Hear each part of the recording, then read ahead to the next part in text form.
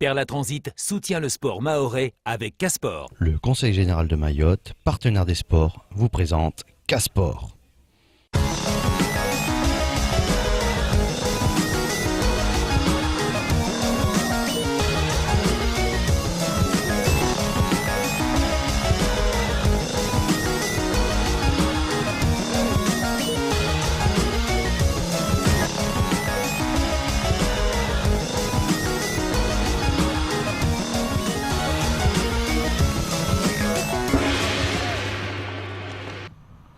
Bonsoir, bienvenue à toutes et à tous pour cette nouvelle édition de Casport. C'est un plaisir de se retrouver pour ce direct dans lequel nous allons aborder énormément de sujets, notamment la course de pneus avec notre invité Laurent Mounier. Bonsoir Laurent. Bonsoir à tous. Comment allez-vous? En pleine forme. On vous imagine heureux après cet événement réussi. Ah tout à fait, oui, ça fut un bel événement, une belle journée. On a retrouvé la course de pneus d'il y a quelques années où effectivement ça se mêlait joie et bonne humeur. On en parlera après avoir visionné le sujet. Et à ma gauche, Guillaume, notre consultant football. Bonsoir Guillaume. Bonsoir Khaled, bonsoir à toutes, bonsoir à tous. Comment allez-vous? Très bien, content de vous retrouver, ça fait longtemps, hein, vous m'avez manqué. Pareillement, vous m'avez manqué. Je pensais à vous nuit et jour d'air. Ça commence à m'inquiéter, on en parlera plus tard. Allez, sans plus attendre, place au sommaire de cette édition.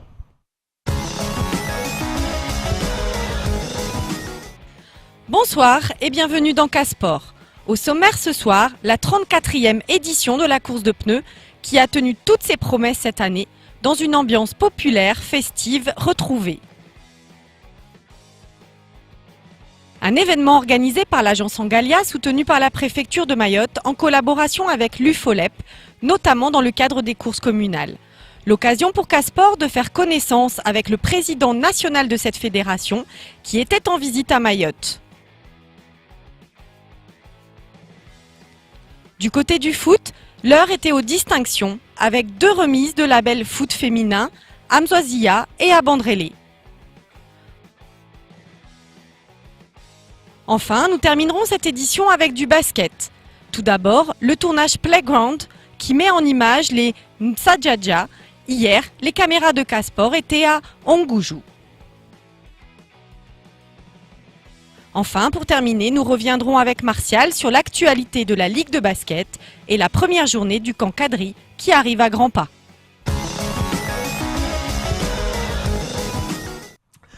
Et oui, la course de pneus 34e édition, elle a eu lieu ce week-end. Elle était très attendue, on le sait. L'année dernière, elle a été quelque peu gâchée par des énergumènes. Mais cette fois-ci, ça s'est très bien passé. Tout s'est déroulé à merveille. Et je vous propose d'abord visualiser ce sujet signé de Nzena Studio avant de revenir plus en profondeur sur l'événement avec notre invité Laurent Mounier.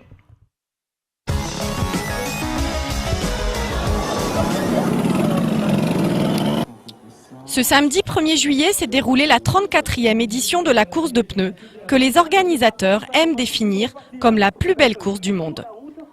Après une édition 2016 difficile, 2017 était sous haute surveillance.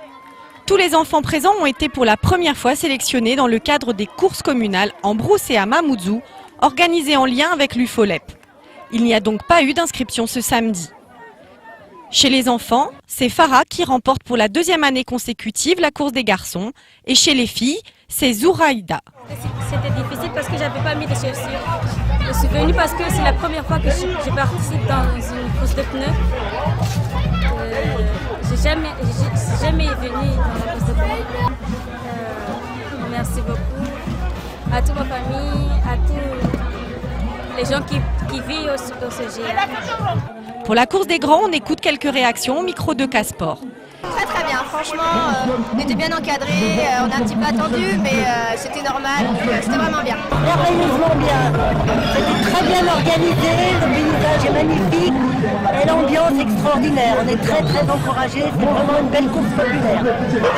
Les difficultés, c'était au départ quand il y avait le savon qui glissait, sinon la côte, et après sinon c'était agréable, comme c'est assez court, donc ça passe assez vite.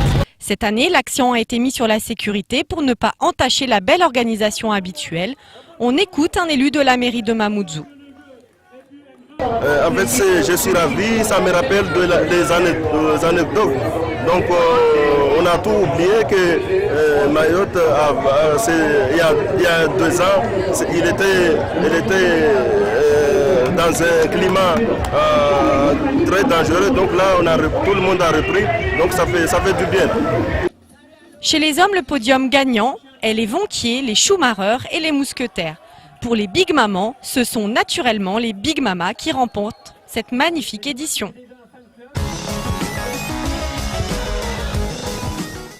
Alors Laurent, je me tourne vers vous. De l'aveu même des participants, bel encadrement, l'organisation irréprochable. On peut dire que c'est une véritable réussite. C'est une réussite, mais c'est vrai qu'il y a toujours des points d'amélioration. Mais cette année, c'était une belle édition puisqu'on avait mis avec la préfecture des moyens policiers qui étaient conséquents. Au vu de ce qui s'était passé l'année dernière, il ne fallait pas rater cette édition. Ce fut chose faite. On a travaillé sur 2 axes sécuritaires avec des moyens policiers, comme je viens de le dire, conséquents, et aussi des associations de bénévoles, de jeunes de quartier qui sont venus encadrer la course, notamment au niveau des ronds-points, au départ et à l'arrivée. Donc on a eu un mix entre niveau sécurité maximum et implication des jeunes de quartier. Il y avait aussi le BSMA, me semble-t-il. Ah, le BSMA, alors les BSMA, ils sont venus avec 100 volontaires, hein, donc c'est vrai que c'est impressionnant. Mais il fallait tout ça pour qu'on réalise une belle course. Il fallait tout ça aussi pour retrouver une certaine sérénité et pour que la course se déroule en toute sérénité. Alors, je pose une question classique. Comment on organise ce genre d'événement ? Alors, on organise 6 mois avant la course, parce que maintenant c'est un championnat de Mayotte. En fait, il y a des courses qui sont préliminaires, qui vont commencer au mois de mars pour s'arrêter donc au mois de mai. Ensuite, on a la grande finale à Mamoudzou, et cette grande finale a rassemblé cette année 450 enfants de Mamoudzou et 160 enfants des autres communes. Donc en tout, on avait plus de 600 enfants qui ont couru pour décrocher le titre, et vous l'avez vu, c'est FAA qui a gagné pour la 2e année consécutive. Ça, ce sont au niveau des enfants. Au niveau des adultes, on a eu 216 demandes pour 76 places. Donc, cette année, donc énormément de demandes. Un petit peu moins que l'année dernière, mais c'était normal. Mais 216 quand même pour 76 places, et visiblement, tout s'est bien déroulé. Alors, parlez-nous un peu plus donc de ces courses communales qui sont organisées en amont avec UFOLEP 976. Alors tout à fait. Ces courses communales, ça fait 3 ans qu'elles sont réalisées. Ça fait 3 ans qu'avec l'ancien préfet, on avait souhaité développer les courses, et on a eu comme partenaire, la politique de la ville nous a présenté comme partenaire UFOLEP. Et UFOLEP est un partenaire sur lequel on peut complètement se reposer pour la sélection des enfants. Donc UFOLEP fait ce travail en amont, en collaboration avec l'agence Angalia, organise avec nous des courses qui vont sélectionner les enfants qui vont sur Mamoudzou. Et dans chaque intercours, dans chaque région de Mayotte, on a 20 garçons et 20 filles qui vont représenter leur village et défendre leurs couleurs. Alors, au niveau du financement, c'est quelque chose de facile pour vous ? Alors, il y a 2 types de financement. C'est un mélange de partenariat privé et public. On a effectivement un financement préfecture de Mayotte, mais on a aussi des sponsors privés qui nous aident à équilibrer la situation. Guillaume, un mot à dire sur cette magnifique course? Oui, moi je suis toujours impressionné parce que ça réunit beaucoup de monde. Le fait que ça commence d'abord dans les communes, je trouve que c'est une très bonne chose pour que tout le monde puisse participer. Après, la question que je voudrais poser à Laurent, c'est comment faire pour pouvoir accueillir, si c'est possible, tous les volontaires qui souhaitent s'inscrire et que vous avez refusé, parce que vous avez eu 200 et quelques demandes, c'est ça? Alors c'est le souci. Il faut savoir que la course est quand même axée sur les jeunes. On accueille, avant la course de Mamoudzou, on a 1500 jeunes qui courent. Donc si je compte 1500 jeunes dans les différentes communes qui courent, plus les 600 de Mamoudzou, on a 2000 jeunes qui ont fait la course de pneus cette année. Pour les adultes, c'est un peu plus compliqué parce qu'effectivement, on a énormément de demandes. Une des solutions, comme le temps est court, le parcours est plus court, peut-être que l'année prochaine, on prendra plus d'équipes pour finir un petit peu plus tard. Voilà. Mais c'est vrai que, et pourquoi pas développer les courses adultes en dehors de la commune de Mamoudzou, mais voilà, c'est une des pistes de réflexion. Ou par exemple, je ne sais pas, un espèce de championnat étalé sur toute l'année, ce serait possible? C'est quelque chose d'envisageable? Alors, on est déjà sur 6 mois. Ces 6 mois, ça prend énormément de temps à l'agence d'organiser ça. Alors, c'est vrai que l'autre organisation est avec UFOLEP, mais ça nous prend énormément de temps. On est un peu victime du succès. On a un autre événement, et pour faire le parallèle de beach foot, on a un peu la même chose. On a énormément de demandes. pour un nombre de places limité. On limite les places aussi pour assurer la sécurité et maximiser l'organisation. Ouais, c'est vrai quand même cet aspect sécuritaire, c'est quelque chose d'important, Guillaume. Oui, mais je pense que là, ils ont bien géré le sujet, qu'il n'y a pas eu de soucis. Il faut féliciter tout le monde, mais je pense que, apparemment, d'après ce que disait Laurent, il y a eu moins de supporters, enfin de spectateurs que les années précédentes. Alors, on a noté, rassurer maintenant. Tout à fait, on l'a noté. On a eu énormément de monde au départ, énormément de monde à l'arrivée, et on a eu un peu moins de monde autour de Mgomani, ce qui est normal puisque l'année dernière, les problèmes sont partis un peu de ces quartiers-là, entre Balou, Mgomani et Mahabou. Par contre, ce qu'il faut dire aussi cette année, c'est qu'on a eu le retour de la scène musicale et on tenait absolument que cette scène revienne sur le devant de la scène, justement. Cette scène musicale a permis aux différents groupes mahorais de s'exprimer, de pouvoir chanter, danser. Et c'est vrai que pour nous, c'est un élément important, la fête. C'est une course qui est conviviale, qui est gratuite, ouverte à tous. Et aussi, on veut cet esprit fête tout au long de la journée. Donc maintenant... puisque apparemment l'axe d'amélioration sécuritaire a été réussi, on espère que ça va durer. Pour vous, si vous aviez un souhait tout de suite pour vraiment avoir la course de vos rêves, ça serait quoi? La course de mes rêves, ça serait, je sais pas, la course de mes rêves, l'année prochaine, ça sera la 35e année. On a actuellement sur le territoire mahorais, on a Fa qui habite Moulins, qui organise, ça fait 2 ans qu'il organise sa course à Moulins. En métropole, donc on a des gens de Marseille qui vont faire leur course de pneus, il y a les gens de Rennes qui organisent leurs pneus. Ce qui serait top, c'est qu'on puisse emmener des jeunes mahorais à Paris ou quelque chose comme ça et faire une course de pneus en métropole pour montrer qu'à Mayotte on a un sport original qui est unique et qui permettrait de valoriser Mayotte, puisque je pense que la course de pneus ça va bien au-delà du sport. C'est aussi l'image de Mayotte, c'est aussi l'image sportive de Mayotte et l'image dynamique de Mayotte. Vous avez déjà fait l'essai? Courir avec un pneu? Moi, personnellement, j'attendrai la retraite. alors, vous savez que Jacques Passe, qui a organisé la course de pneus pendant 24 ans, n'avait jamais couru comme moi. Et lors de la 25e, il me dit, Laurent, là maintenant, j'ai le temps, parce que je l'organise pas, c'est toi qui l'organise, je vais le faire. Donc il fait la course, et à l'arrivée, je lui dis, alors, comment ça se passe? Il me dit, c'est trop dur, c'est trop dur. Sympathique anecdote. Merci Laurent d'être venu et d'avoir répondu à nos questions. Merci à vous, merci à toute l'équipe de Quizy, merci à toi Khaled de m'avoir reçu. Donc mars 2018, le championnat de Mayotte. Voilà, le championnat de Mayotte, donc en partenariat avec UFOLEP. Je crois qu'il y a un sujet après qui va sortir. UFOLEP est une ligue avec une formidable équipe. Je remercie vivement sa présidente Nawalou Yaya et en FIFA et toute son équipe parce qu'elles font un travail formidable. C'est grâce à cette équipe qu'on a pu démocratiser la course de pneus et c'est grâce à cette équipe qu'on a pu aller au-devant des jeunes en dehors de Mamoudzou. Et c'est important que toutes les communes puissent participer aux courses de Mamoudzou. Très bien. Merci. On se dit donc à très bientôt. À bientôt. Au revoir. Alors on va maintenant visualiser un reportage. Le président donc de national du FOLEP était sur Mayotte. À cette occasion, nous l'avons rencontré et nous avons réalisé un interview que je vous propose de visualiser. UFOLEP, c'est une vieille aventure, c'est l'union des fédérations d'œuvres laïques pour l'éducation physique. C'est une fédération qui a 90 ans à peu près et dont la mission a été de développer les pratiques physiques et sportives dans tous les milieux et en direction au départ des jeunes autour de l'école publique, donc des anciens élèves et puis des parents, etc. etc. Et la mission du FOLEP s'est élargie aujourd'hui à tous les publics de l'enfance jusqu'au senior pour utiliser le sport au bénéfice du plaisir, de la santé, de la cohésion sociale, du partage. Voilà. Alors par ailleurs, nous sommes une fédération qui rassemble plus de 8000 associations. Nous sommes présents dans 24 000 communes en France. C'est dire l'importance de la fédération sur le territoire national et ultramarin. Nous sommes présents aussi dans tous les territoires d'outre-mer. Et notre prédisposition, c'est que nous gérons plus de 120-130 activités physiques et sportives. Toutes les activités physiques et sportives, nous les encadrons, nous les utilisons à des fins, comme je le disais, éducatives et sociales. Bien juste, il y a au moins deux éléments de distinction. C'est que d'une part, nous sommes multisports. Multisport, c'est-à-dire que nous gérons du cyclisme, du football, du tir à la carabine, du cyclotourisme, toutes les activités physiques et sportives, qu'elles soient de raquettes ou de plein air, etc. Nous gérons. Nous sommes les premiers organisateurs de trail en France.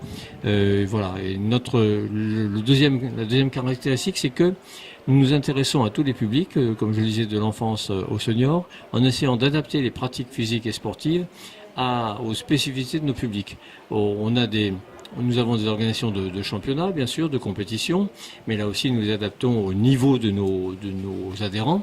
Et puis surtout, on a de plus en plus un champ sociétal à travers lequel nous utilisons le sport pour la santé, pour le plaisir, pour la cohésion sociale, pour la formation professionnelle, pour des parcours d'engagement citoyen en direction des jeunes, pour essayer partout, là où il y a des besoins, d'apporter des activités physiques et sportives et d'utiliser ces activités dans un projet de société.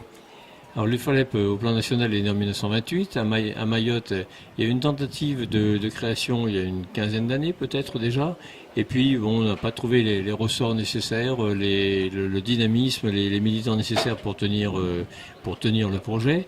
Aujourd'hui, depuis 3 ou 4 ans, avec Nawala et Adrien et un certain nombre de membres du comité directeur, nous avons le comité UFOLEP de Mayotte a réussi à s'organiser et puis à prendre sa place sur le territoire mahorais, notamment à travers des animations particulières en direction des femmes, en direction des jeunes, mais aussi à travers de la formation.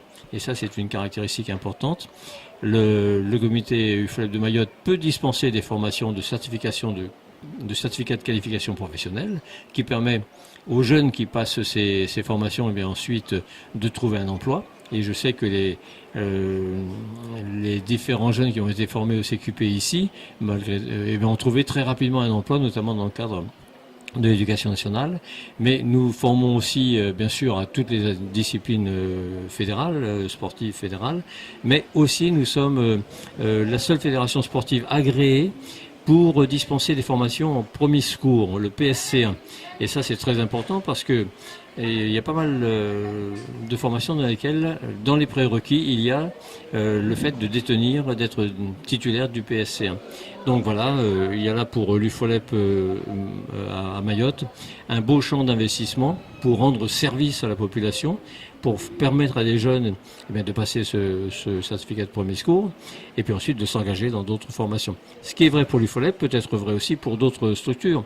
Par exemple, les services civiques, les jeunes qui s'engagent volontairement dans le service civique, ils doivent aussi être titulaires du PSC1. Il y a là donc une mission à développer pour l'UFOLEP vers ces publics-là. Écoutez, ça ne fait pas longtemps que je suis revenu, effectivement, je suis arrivé hier matin, mais j'ai trouvé énormément de changements dans le dynamisme, dans la construction, dans l'occupation des espaces. Je me souvenais du marché de Mamoudzou et il a considérablement changé. Le voilà maintenant bâti en dur, immense, avec un foisonnement de produits. Et puis c'est vrai aussi sur le champ de l'hôtellerie, de la restauration, c'est vrai au champ de la circulation. Il y a une vraie différence de développement, me semble-t-il. Ça ne veut pas dire que tous les problèmes sont réglés, loin de là, mais on sent une volonté de marche en avant. Les moyens apportés pour le projet de l'UFOLEP de Mayotte, d'abord il y a les moyens locaux, nous rencontrions ce matin le conseil départemental, nous avons rencontré hier la direction départementale de la jeunesse et des sports. À chaque fois c'est l'occasion de dire effectivement que nous avons des préoccupations communes en termes d'accueil des populations dans les activités physiques et sportives, en termes de formation de ces populations et notamment des jeunes, parce qu'il ne peut pas y avoir de développement des activités physiques s'il n'y a pas de développement d'un encadrement qualifié, si j'ose dire, qu'il soit bénévole ou qu'il soit professionnel, mais on a besoin d'une montée en compétences pour accueillir correctement tous les publics. Du côté de l'UFOLEP national, d'abord il y a un accompagnement dans la structuration du projet de l'UFOLEP de Mayotte. Il y a un accompagnement technique, en compétences aussi, justement pour monter des formations. On peut accompagner, nous pensons qu'il est nécessaire d'avoir sur place un groupe de formateurs avérés, patentés, compétents. Et pour ça, il y a pour l'instant quelques formateurs. Ce n'est pas suffisant pour répondre à la demande. Donc on peut imaginer que des formateurs nationaux se déplacent pour former une cohorte de formateurs locaux. Après, il y a aussi un accompagnement, si vous voulez, financier sur des projets, notamment sur les projets qui rejoignent les orientations du projet fédéral de l'UFOLEP. Et c'est par exemple la féminisation des pratiques. Et il y a des efforts conséquents de l'UFOLEP de Mayotte sur femmes et sport, sport et santé, sur le travail en direction des jeunes. Je parlais des PSC1 notamment, etc. Donc, après appel à projet auquel l'UFOLEP de Mayotte répond, eh bien l'UFOLEP national examine ces projets et puis s'efforce de soutenir, soit par de la compétence humaine, soit par des moyens financiers, les projets locaux. Effectivement, j'ai compris, on avait vu à travers un des derniers numéros de la revue de l'UFOLEP l'importance de la course des pneus à Mayotte.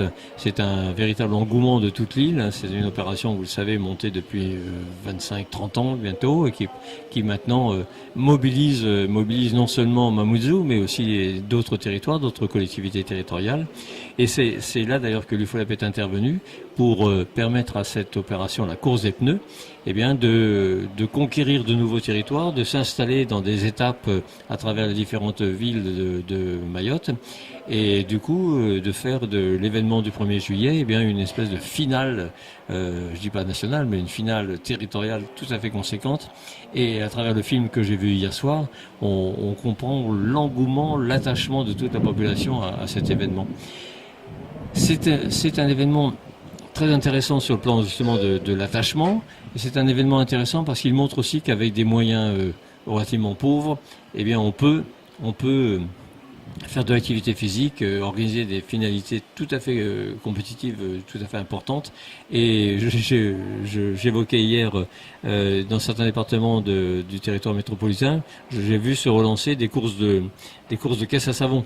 C'est dire que ces moyens-là, courses de pneus, courses de caisse à savon et d'autres, mais méritent, d'abord ils font appel à la créativité, à l'ingéniosité, et puis à la débrouillardise, et puis aussi à beaucoup de volonté, parce que j'ai vu là ce film qui présentait les dernières phases de la course des pneus à Mamoudzou. C'est impressionnant, impressionnant d'engagement. Et donc pourquoi pas exporter effectivement dans quelques départements de métropole, à l'échelle de villages ou de territoires expérimentaux ou volontaires surtout, pourquoi pas expérimenter cette activité. Est-ce que ce sera la 131e activité que gère l'UFOLEP? Pourquoi pas. Et voilà pour cette interview réalisée avec le président de l'UFOLEP. Nous allons maintenant passer à la page football et nous recevons le Bandrélé Foot avec Julien. Bonsoir Julien.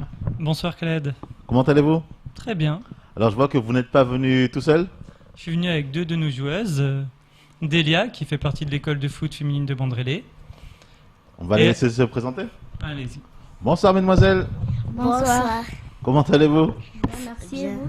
Très bien, très bien. Alors je vais vous laisser vous présenter. Moi je m'appelle Henri Fati, j'ai 14 ans. Je joue au foot depuis 3 ans, presque 4 ans. Je suis en U16, en Bandrélé Foot. À quel poste? Défense. Bonsoir. Bonsoir. Présentez-vous. Je m'appelle Delia et j'ai 8 ans et demi. Je joue au foot à 2 ans. À quel poste? Attaque, défense, milieu, gardien? Milieu. Gardienne? Milieu de terrain? Alors, on voit tout souriant, Julien. Ça vous fait bizarre de voir vos jeunes en train de... C'est une belle récompense pour elles, surtout pour notre village aussi. Effectivement, parce qu'on va parler du label foot qui vous a été décerné. Nous allons d'abord visualiser un sujet qui a été tourné justement à Mzouazia, qui a donc reçu le label or. C'était samedi. Des images signées de Nzena Studio.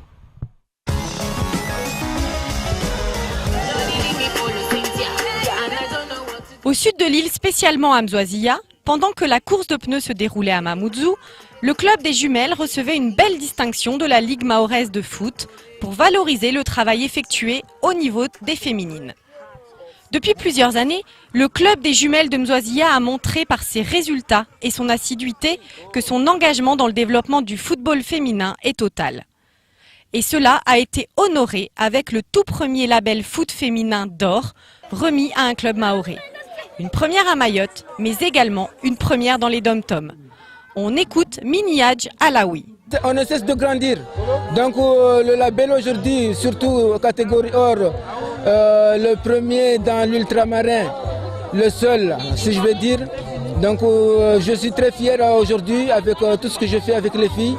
Grand merci à la Ligue et à la Fédération qui ont pensé à nous pour nous donner cette distinction.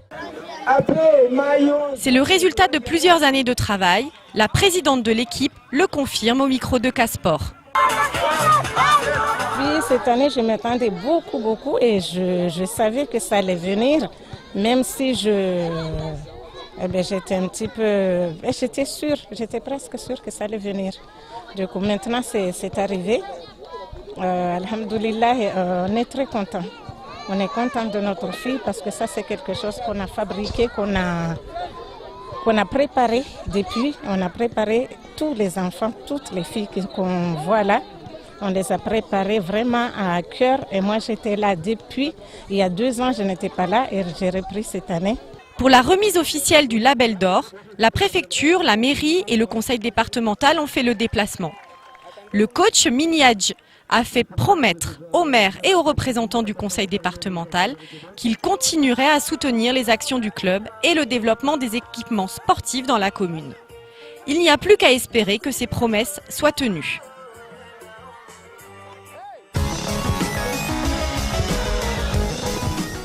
Alors Guillaume, formidable nouvelle, ce label or donc décerné à l'AS Jumelles de Mzwazia, premier label or dans les départements d'outre-mer. Ben oui, le nouveau label féminin a été créé il y a 2 ans par la Fédération française de football. Il y a 3 niveaux de label. Label bronze, dont 3 clubs ont été lauréats cette année. De Villes de Pamanzi, Mzamboro, Abeille et Bandrélé ici présent. Et donc après le label argent, il n'y a qu'un club ultramarin qui l'a eu, c'est un club de Saint-Pierre-et-Miquelon. Et le label or, un seul club ultramarin l'a eu pour le moment, c'est le club de l'AS Jumelles. Donc on est très fiers d'avoir les premiers labels bronze et le premier label or de l'outre-mer. Alors quels sont les critères établis qui permettent justement d'accéder à ce label or ? Les critères sont multiples. Les plus importants, c'est le nombre de licenciés chez les petites, puisque c'est un label école de football.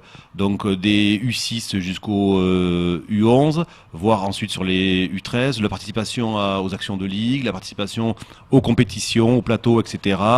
Aux sélections aussi. Donc tout un tas de critères qui font que l'on puisse obtenir tel ou tel label. Et il est important de préciser que Bandrélé vient d'avoir le label bronze, mais qui sont déjà, grâce au travail effectué par Julien et tous ses collègues dirigeants éducateurs et par l'enthousiasme des filles, ils sont déjà susceptibles de recevoir le label argent dès l'année prochaine. Bah, c'est une bonne nouvelle, Julien. Ça veut dire que vous êtes vraiment dans une dynamique et vous ne lâchez pas l'affaire du côté de Bandrélé, ça travaille dur. On travaille, on a aussi les familles qui nous aident, parce que c'est eux qui nous confient leurs enfants. On était à 20 filles il y a 4 ans, on a 105 licenciés aujourd'hui filles. Donc une belle progression pour le club et pour notre village. Alors donc ce label bronze, une distinction particulière, j'imagine, qui vous a mis du baume au cœur, qui a fait plaisir au village, aux filles et à l'ensemble donc des dirigeants. C'est une très belle récompense, une grande fierté pour le village, pour la commune. Enfin, on a gagné des titres, mais je pense que c'est le plus beau titre pour notre commune. Alors les filles, je vais me tourner vers vous. Ça vous fait quoi donc d'avoir reçu ce label d'or pour l'école féminine donc de football du Bandrélé Foot? Ce label de bronze, pardon. Ben, pour nous, c'est un honneur envers notre village de voir qu'en fait le foot, c'est pas juste un sport pour garçons, mais aussi un sport pour les filles.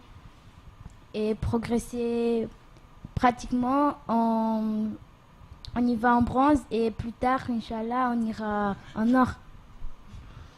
Alors c'est quoi justement en tant que fille qui vous a emmené justement à rentrer sur les terrains de foot? Qu'est-ce qui vous a emmené à jouer au football?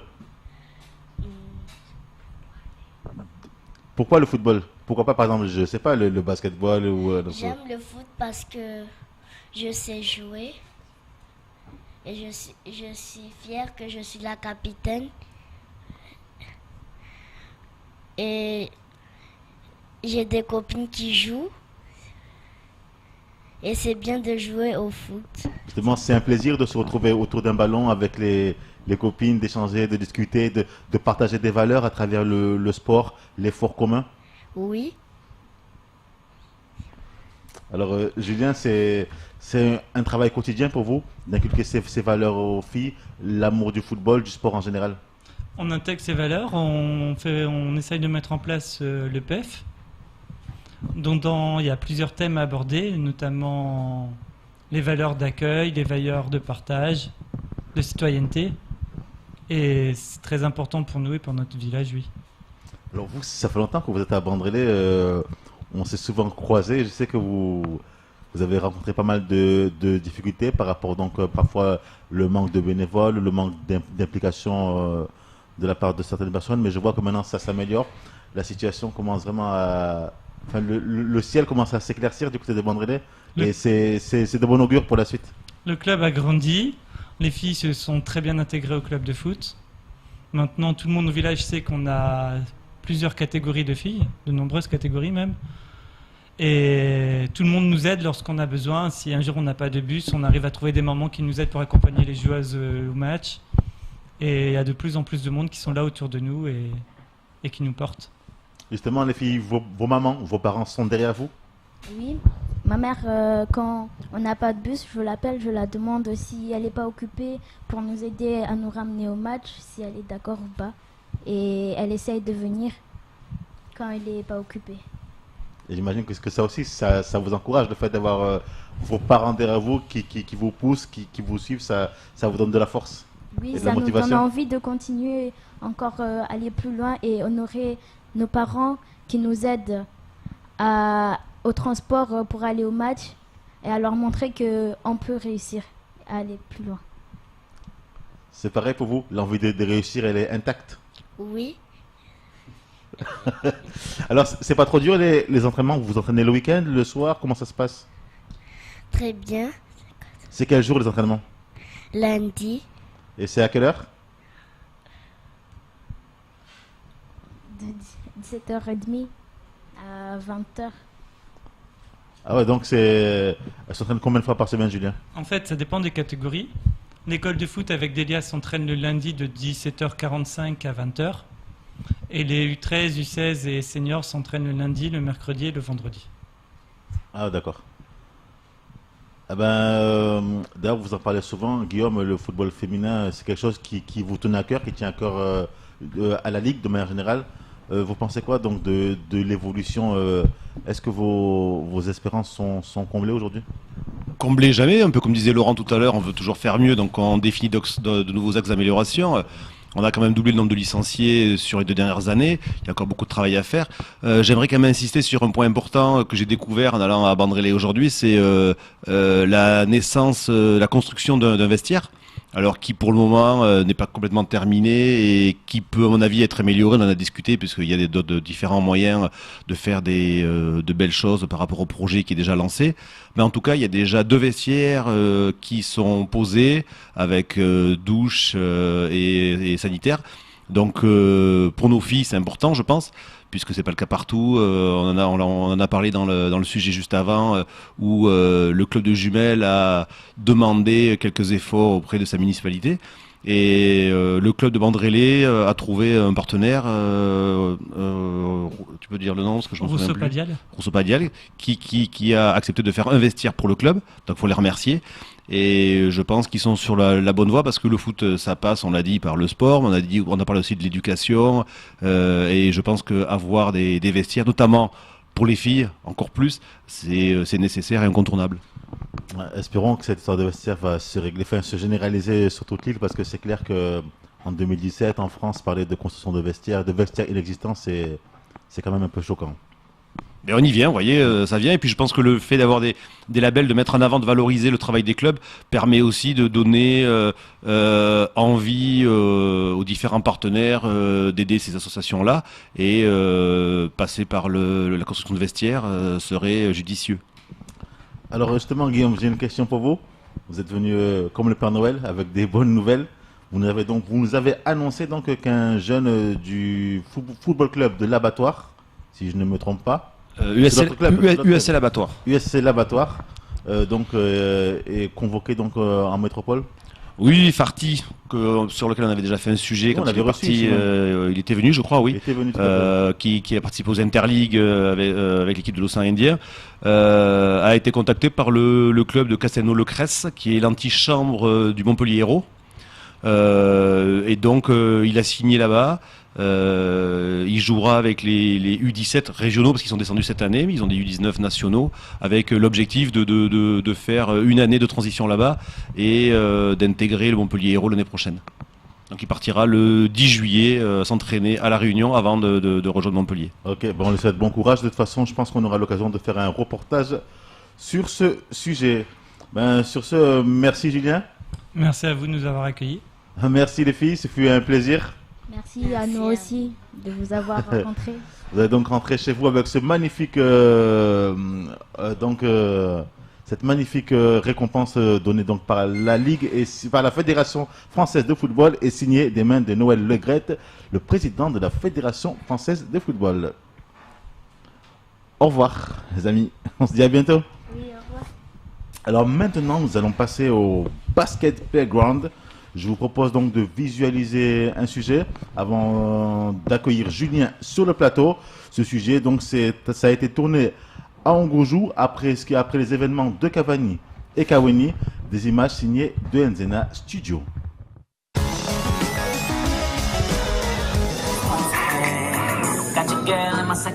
Le championnat de basket est fini, mais les joueurs, eux, sont encore sur les plateaux, à dribbler, shooter, voire même dunker.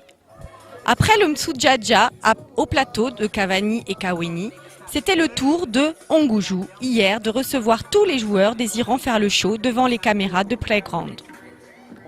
Le rendez-vous des joueurs de différentes équipes a à nouveau ravi les villageois venus applaudir les exploits de leurs basketteurs en herbe.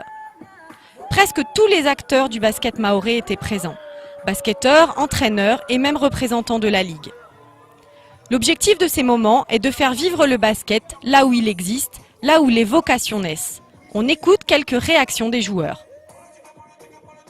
On est là ce soir à Ongoujou, on est tous là, c'est une invitation à tous les basketteurs, peu importe d'où vous soyez, que vous soyez de France, des États-Unis, de peu importe où, on s'est retrouvé aussi aujourd'hui à Ongoujou. C'est du playground qui a été organisé par M. Julien Bonnet. Du coup, on le remercie beaucoup. On est là tous ensemble, en famille. Et comment dire, c'est une petite remise à niveau avant le championnat. Du coup, on est ravis d'être là. C'est un avant-goût avant le début du championnat. Donc on est tous là, le basketteurs de Mayotte, de Mamoudzou, Ngombani, Akwa, Tsingwani, Wangani, partout. Donc on remercie tout d'abord la mairie de Dembéni. Grâce à eux, ils nous ont accompagnés, ils nous ont donné le plateau. Et aussi le village d'Ongoujou qui sont là. Et les différents partenaires qui ont permis les joueurs de venir ici. Le Playground est un projet porté par Julien Bonnet au travers de sa société Court Cut qui continue sa tournée dans toute l'île pour donner envie à qui veut bien pratiquer le basketball. On l'écoute au micro de Casport. Pour une fois, on a des joueurs de petite terre qui sont sortis de leur île, leur petite île pour venir en grande terre. En plus, c'était pas évident, ils ont dû venir jusqu'à Ongoujou. Donc voilà, on commence à avoir de plus en plus de joueurs. Et ça, franchement, c'est super cool. Je pense que le prochain, on sera encore plus nombreux. Prochain rendez-vous le dimanche prochain à Andréma pour un nouveau Msoudiadja.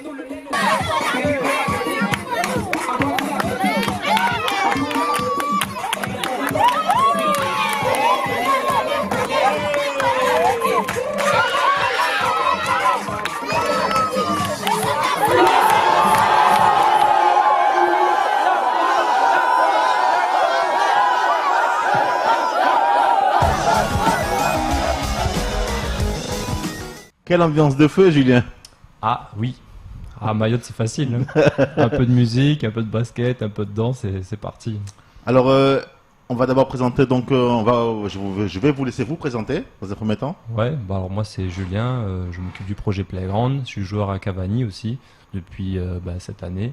Et voilà, ça fait 3 ans que je suis à Mayotte, que je joue au basket et que j'apprécie l'ambiance ici. Et vous n'êtes pas venu seul. Bonsoir. Bonsoir, moi c'est Clément. J'ai signé au Sapela Basket, c'est en National 2 en métropole. Je suis un ami de Julien et il m'a invité en vacances, donc ça fait 3 semaines que je suis là. Et voilà quoi, on profite. Et ça se passe bien? Super, super ouais. Alors Julien, pouvez-vous nous expliquer donc ce concept donc de Msadjaja? Alors le projet, c'est surtout à la base de tourner un film sur le basket à Mayotte. Donc le film s'appelle Playground. On en avait déjà fait un en métropole sur les baskets de rue en métropole.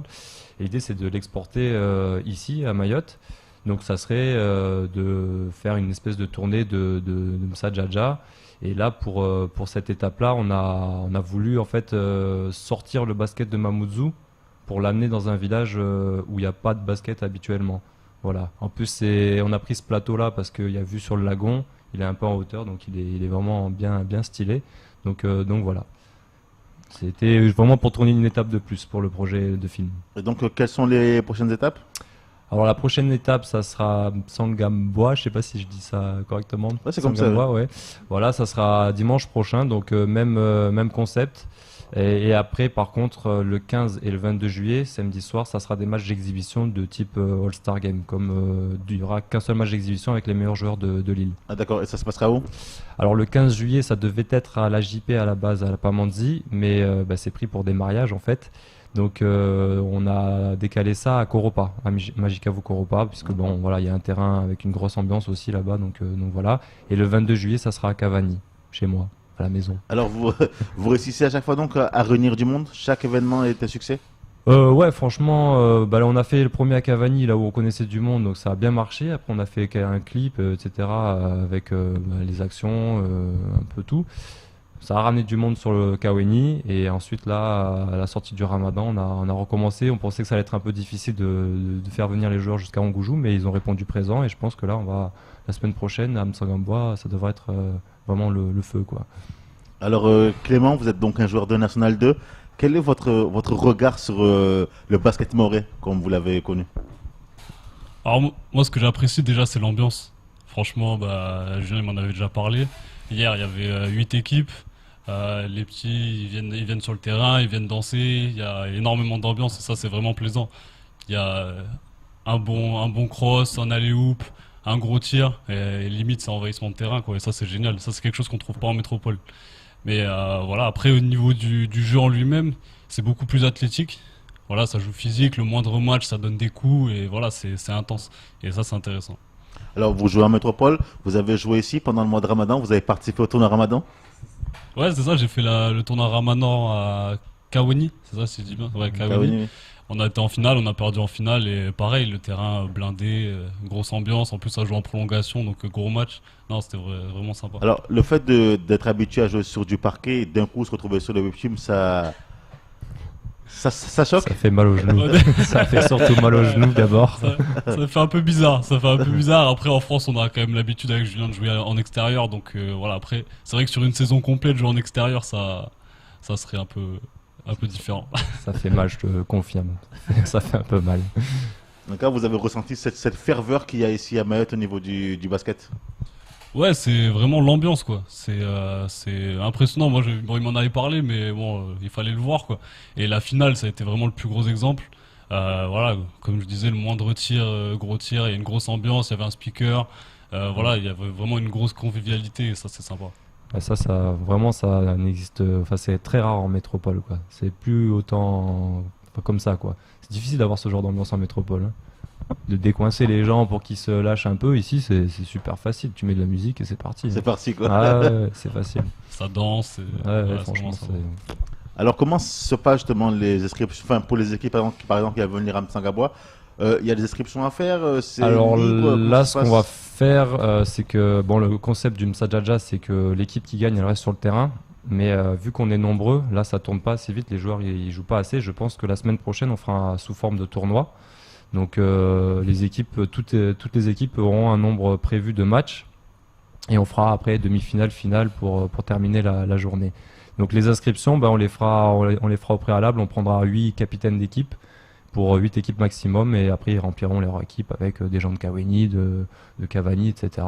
Et après voilà, on va sûrement demander une participation de 2 € pour faire un volley à la fin. Et voilà, un truc convivial quoi, comme à Mayotte quoi, pour représenter ce qui se passe ici quoi, que ça soit comme ça se passe ici quoi. Ben merci Julien d'être venu. Pas de souci, merci de nous avoir invités. Ce fut un plaisir. Clément, vous partez demain pour la métropole? C'est ça, je pars demain, ouais. Je serais bien resté mais là par contre, là le soleil apparemment là, il y a du soleil là-bas. Ah oui, surtout à Montpellier, là, ça tape. Ouais. Là, il fait bon, là. Vous ne serez pas dépaysé. Il serait bien resté pour prendre des tirs un peu à l'arrache, parce qu'il aime bien prendre des mauvaises sélections de tirs ici. Ah bon? Oui. Bah, après, j'ai vu que c'était le concept ici. Hein. Ça prend beaucoup de tirs. C'est pas très organisé, mais non. Prendre des tirs du ghetto, il aime bien ça, lui. Comme on dit dans le basket. Voilà. Bon, messieurs, merci à vous. Et à bientôt, Julien. La prochaine, hein. Prochain Msadjaja, la semaine prochaine on dit. Semaine prochaine, ouais. C'est bon, vas-y, on fait ça. Allez, bon retour Clément. Merci, à bientôt. Très bien. Au revoir. Et sur ce, c'est l'heure de se quitter pour une courte page de publicité.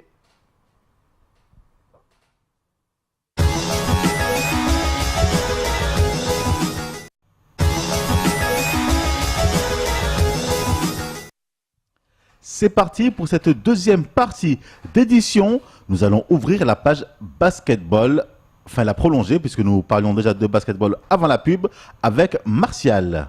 Bonsoir Martial. Bonsoir Khaled. Comment allez-vous? Ça va et vous? Très bien. Ça faisait longtemps. Très longtemps, oui. C'était un plaisir de se retrouver. Oui, réciproque. Alors vous n'êtes pas venu seul? Non, parce que je suis venu avec Kadri. Un habitué maintenant de la maison, hein. C'est la troisième fois avec le JT, hein, pour nous parler du camp Kadri. Bonsoir Khaled. Bonsoir, comment allez-vous? Très bien, très bien. Vous allez quand même vous présenter rapidement, même si tout le monde vous connaît. Mais... Donc moi c'est Mouedandze Kadri, je joue maintenant en métropole, je suis basketteur professionnel. Je suis natif de Mayotte, à Msapéré. Maintenant, ça fait 7 ans que j'ai quitté Mayotte pour exercer le métier de basketteur. Voilà. Et là donc, on va parler du camp Kadri, c'est bien ça Martial? C'est ça Khaled. Je vais laisser bien sûr la parole à Kadri, puisque si ce camp porte son nom, c'est bien la personne la plus impliquée. Je compléterai d'autres informations éventuellement, mais il va nous parler un petit peu où est-ce que ça en est, parce que maintenant c'est dans une semaine Kadri. Exactement, oui. Là, on est très très rapproché au niveau temps pour le camp Kadri. On court un peu partout là pour finaliser le camp. On est très avancé. On a eu des réponses de plusieurs clubs à Mayotte maintenant. Je ne sais plus le nombre exact. Martial doit l'avoir normalement. On a à peu près, on a recensé 120 gamins. On s'entend sûrement plus, puisqu'il y a peut-être des gens qui nous ont pas forcément téléphoné, qui seront là tout de même. Et là, pour l'instant, ce sont les entraîneurs en fait qui nous ont donné des chiffres à plus ou moins approximatifs, puisque même pour eux, c'est pas encore définitif. Mais pour l'instant, les 120 gamins, ils seront là. Ouais, quand même, donc ça va. Ça veut dire que il y a un engouement derrière ce projet. Exactement. On a des clubs qui sont bien intéressés, des jeunes qui ont vraiment envie de venir. Donc c'est très très encourageant. Maintenant, on fait tout pour que le camp se passe bien. Alors, on va rappeler ici les conditions donc, de déroulement donc, du camp, comment ça va se passer, les différentes étapes, enfin, tout ce qu'il va y avoir justement autour de ce camp Kadri. Ça sera sur 2 journées cette année, c'est pas vraiment un camp fermé, ça sera sur 2 regroupements pour cette année-là. Un regroupement qui sera le premier à Cavani et un deuxième le 15 à Mangajou. Voilà. C'est un camp qui va réunir à chaque partie 200 jeunes maximum, des jeunes de moins de 15 ans pour les garçons, et pour les filles on va faire une exception de 16, 17, toutes les filles peuvent venir vers 16, 17 ans parce qu'on veut qu'il y ait une égalité entre les garçons et les filles. Donc voilà. Alors donc, quel sera le contenu justement de ces journées?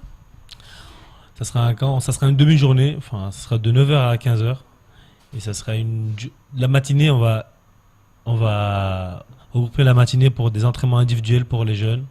Il y aura plusieurs coachs qui vont les entraîner durant toute la matinée. Et puis on va faire une pause pour manger à midi, vers midi. Et puis début d'après-midi, on fera des matchs, des jeux, des trucs comme ça. Voilà. D'accord. Et sur les 2 jours, ça va se passer comme ça. Et ça va permettre, j'imagine, à ces jeunes justement de progresser, de renforcer leurs acquis, leurs fondamentaux. Exactement. On veut travailler sur leurs fondamentaux. On veut surtout faire montrer le parcours que j'ai fait aux jeunes de Mayotte. Je vais leur montrer que tout est possible, même si on est à Mayotte, parce qu'ici, on est très fermé vers la métropole. Donc j'ai envie de les faire rêver, leur donner droit à ce que je vis maintenant. C'est surtout ça l'idée de ce camp. Et montrer à les gens à l'extérieur qu'il y a du potentiel à Mayotte. C'est peut-être bien aussi, Khaled, de rappeler, Kadri, les noms des entraîneurs, si vous l'avez en tête, à peu près non, pour que les gamins ils le savent, parce que la plupart, c'est des basketteurs quand même connus dans l'île. Il y a Faïz, par exemple, Hamza. De Vautour, c'est ça? De Vautour, 2 de Vautour. Il y aurait Oiseau, donc c'est bien connu dans le basket, de Kawini, Étoile Bleue. Il y aurait aussi Archie de BCM, Papana aussi. Papana de BCM, voilà. Moutuba de BCM. Il y aura 3-4 gars de BCM. Il y aura des gars de Vautour, des gars de Kawini. Ginac de Golden Force. Qu'est-ce qu'on a oublié? Atout de TCO, de Fugelips. Atout de TCO, oui. Fugelips, c'est, je m'en souviens plus, Fugelips. Ouais. Il y a Yanis normalement qui doit venir. Oui. Mais il doit nous confirmer si c'est lui ou pas. Voilà. Donc, en fait, les grands joueurs aussi de Lille, ils seront là pour apporter leur expérience. Et samedi, on avait une réunion avec ces joueurs entraîneurs, en fait, pour parler exactement ce qu'ils vont faire avec Kadri. Alors, Kadri, ce rôle d'exemple ou de locomotive, vous l'assumez pleinement? Parce que pour beaucoup de jeunes Mahorais, vous êtes un modèle à suivre, un exemple. Oui, je l'assume et ça me fait vraiment plaisir. Ça m'encourage parce que je débute ma carrière professionnelle.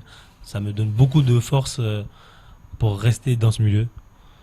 Et j'espère que d'ici quelques années, je ne serai pas le seul Mahorais en dehors de l'île. Alors, il y a des Mahorais qui évoluent aussi en métropole? Vous en connaissez?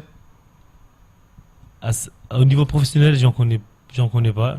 Mais qui sont en passe de monter professionnels, qui sont sur le chemin? Oui, il y en a, mais de là, des garçons, non, j'en connais pas des garçons. J'en connais pas. En professionnel, pour l'instant, professionnel, il est le seul. Ouais. Après, il y a des jeunes filles, je sais, qui sont dans des bons centres de formation ou au centre fédéral à l'INSEP qui sont en train de monter en puissance. J'espère. Et comme Faiza d'ailleurs. Faiza, je fais un signe à Faiza. Au BCM. Voilà. Puisqu'on parle de votre carrière, Kadri, est-ce que vous pouvez nous annoncer ce soir là où vous allez signer l'année prochaine?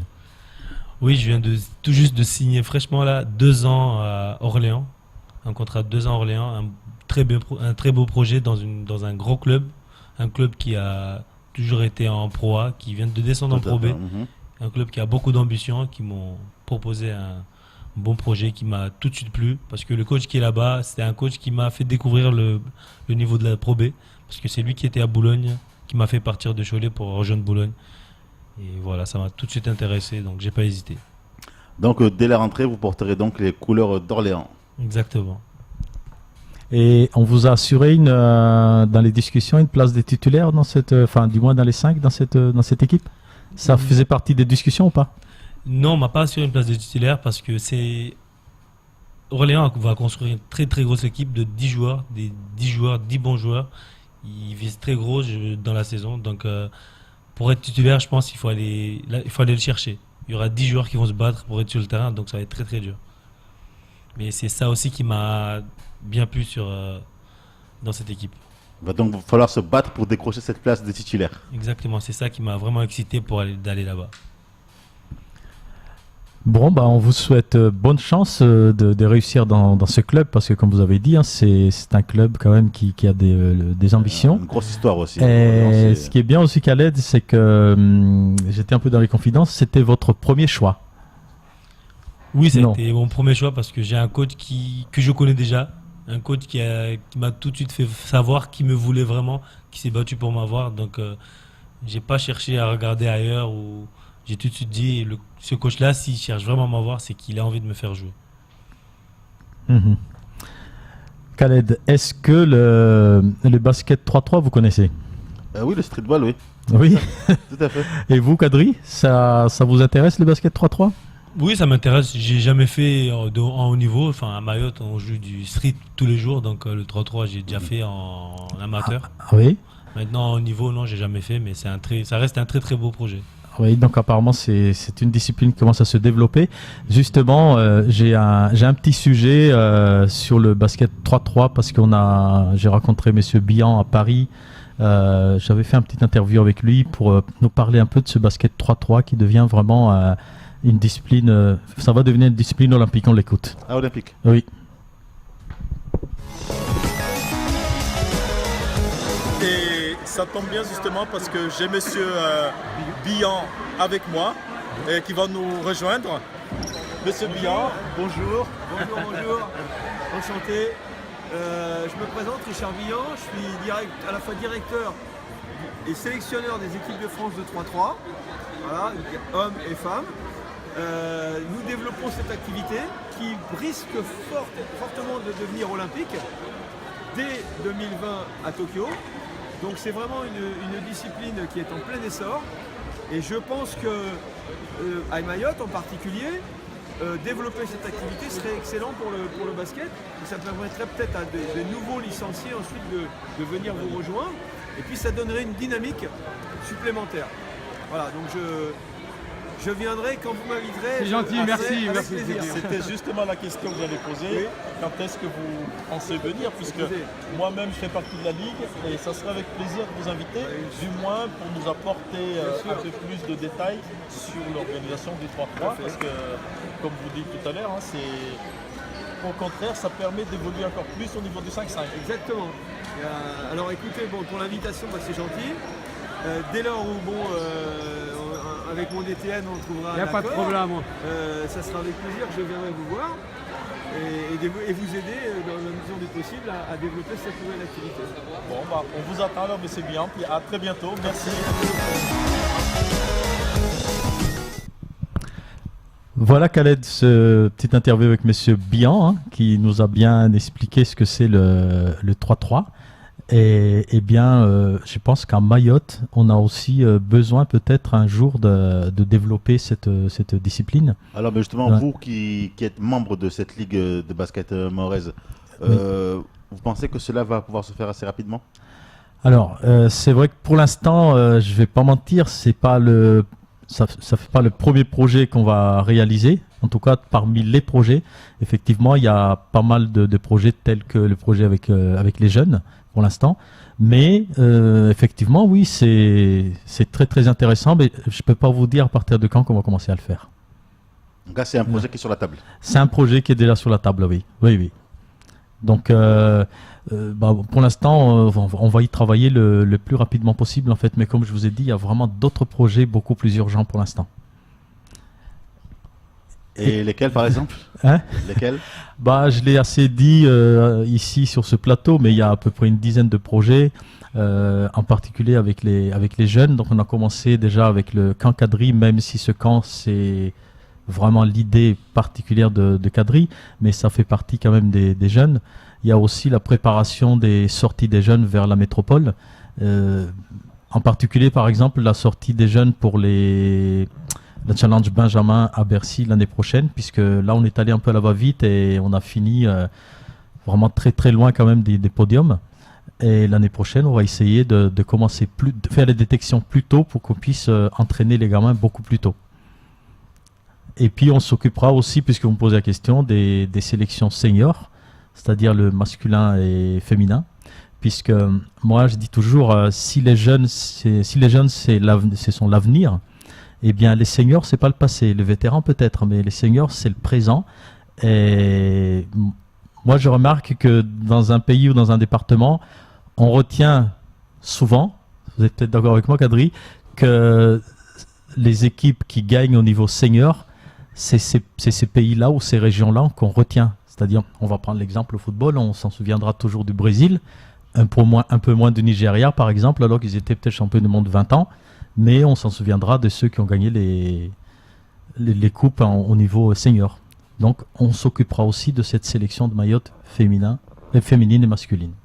Surtout qu'à l'approche des Jeux des îles, ça arrive. Et il faudrait peut-être aussi éviter effectivement les erreurs qui ont été faites précédemment, avec une préparation trop tardive et un peu à la va-vite, comme vous le disiez. Exactement, donc ça fait plusieurs fois que j'en parle sur ce plateau, qu'on va faire une préparation. Malheureusement, maintenant, c'est sûr que ça ne se fera pas avant la rentrée. Et bien, justement, Kadri, lui, il fera partie de cette sélection. On espère tout simplement qu'au moment des sélections, il sera disponible. Mais il va nous le dire d'ailleurs si vous êtes vraiment prêt et quel est l'intérêt que vous portez à cette sélection que vous avez déjà participé. Pour moi, c'est très important parce que j'aime représenter Mayotte dans l'océan Indien. Je suis très attaché à mon île, donc j'aime mettre de l'avant Mayotte. J'ai envie de faire progresser l'île, donc pour moi, si je suis libre, si je peux le faire, je serai là. Vous étiez lors de la dernière sélection des Jeux des îles d'ailleurs. Exactement, oui, c'était ma première sélection, j'y étais. Et malheureusement, on n'est pas passé loin, on avait un très bon groupe, mais il manquait un petit truc que j'espère qu'on est en train de chercher dès maintenant. Justement, d'où le travail de la Ligue. C'est ça, mais moi j'ai envie de lui poser la question, comme ça tout le monde saura. Qu'est-ce qui manquait? Qu'est-ce qui manquait? Moi je dirais, on s'est pris un peu trop tard. Et puis je pense qu'on a manqué de lucidité parce qu'on avait un très bon groupe, mais on manquait dans les fins de match, il y avait trop de personnes qui donnaient des consignes. Sur ça, on se perdait sur les fins de match, c'était un peu compliqué, on ne savait plus quoi faire tellement il y en avait. Donc c'est un peu ça qui nous a perturbés.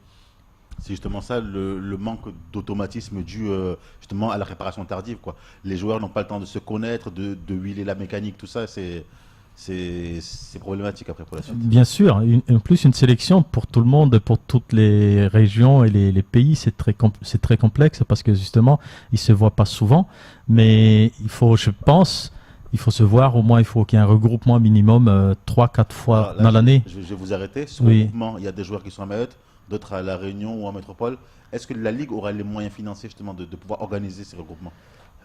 C'est là, à mon avis, que le bas blesse. Voilà, c'est sûr que pour le regroupement, il n'y en aura pas tant que ça. Hein. Moi, personnellement, je connais Kadri. Après, à l'extérieur, il n'y en aura pas tant que ça de sélectionnables. Hein. Non, il n'y en a pas. À l'extérieur, il n'y en a pas beaucoup. Mais après, moi, je ne le cache pas. Ici, il y a des sélections pendant l'année. Moi, c'est impossible que je me libère parce que j'ai ma saison avec le club. Donc. Mais moi, je pense que ce serait une bonne idée de faire des regroupements pour les joueurs qui sont sur Mayotte. Ça serait une super bonne idée. Mais il faudrait des sorties au moins qu'ils puissent se jauger, pouvoir aller jouer contre d'autres à La Réunion, en métropole. Ce serait l'idéal quand même. Justement, ça fait partie des projets. Sauf que comme j'ai toujours souligné, les projets, ça passe par des budgets. Donc pour l'instant, on attend les subventions des conseils départemental, voire le CNDS l'année prochaine.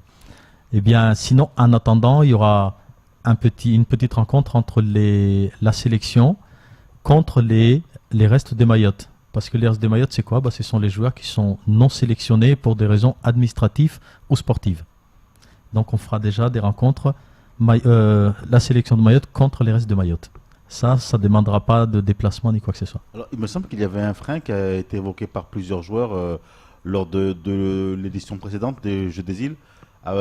Certains se plaignaient que pour être sélectionné, il fallait vivre à Mayotte depuis un certain nombre d'années, même si on était natif de Mayotte, mais si on n'était pas licencié depuis un certain nombre d'années, ce n'était pas possible d'être... Oui, ce sont les règles imposées pour tout le sein indien.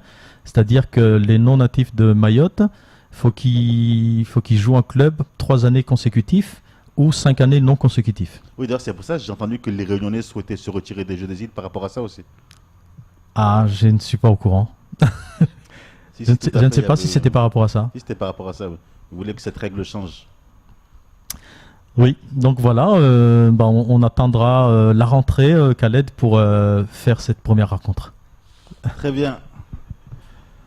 Merci Kadri. Un mot pour la fin?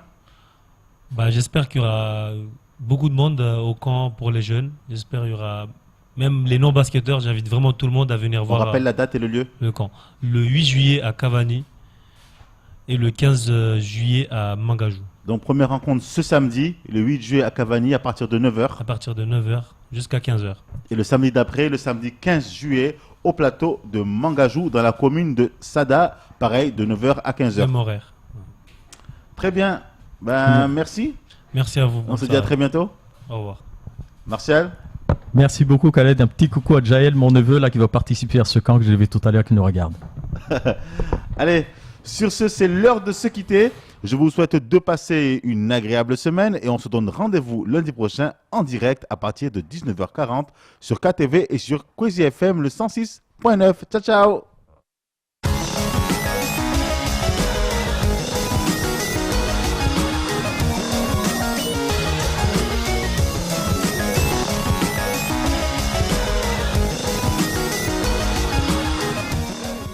Perla Transit vous a présenté Casport. Le Conseil général partenaire du sport vous a présenté Casport.